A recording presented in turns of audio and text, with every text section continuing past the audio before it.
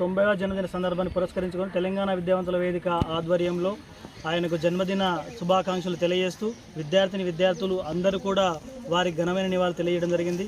ఈ సందర్భంగా వారిని స్మరిస్తూ ఘనమైన నివాళులు తెలియజేస్తూ ఆయన గురించి కొంత మనం తెలుసుకునే సందర్భం వచ్చింది కాబట్టి ఆయన జీవితమే ఒక తెరిచిన పుస్తకం. ఆ జన్మ బ్రహ్మచారిగా ఆయన జన్మించడము, ఆ భగవత్ సృష్టి కూడా అట్లా జరగడము ఒక వింతగానే అనిపిస్తుంది. ఆ రకమైనటువంటి మహనీయులు పుట్టడం అరుదుగా ఉంటారు. వారు ఈరోజు తెలంగాణ సమాజానికి ఒక గొప్ప దిక్సూచిగా నిలిచి ఒక జాతిపేదగా నిలిచారంటే అది సామాన్యమైన విషయం కాదు. ఈరోజు ప్రపంచంలో తీసుకుంటే ఒక అహింసా మార్గంలో తెలంగాణ మొట్టమొదటి వ్యక్తి. అటువంటి వ్యక్తి ఈరోజు విద్యాపరంగా ఎన్నో కార్యక్రమాలు చేసిండు. ఒక ఉపాధ్యాయునిగా, ఒక ప్రొఫెసర్గా తన సేవలు అందిస్తూ సమాజానికి నీళ్లు నిధులు నియామకాలు అనే ఒక కాన్సెప్ట్ తీసుకొని ఈరోజు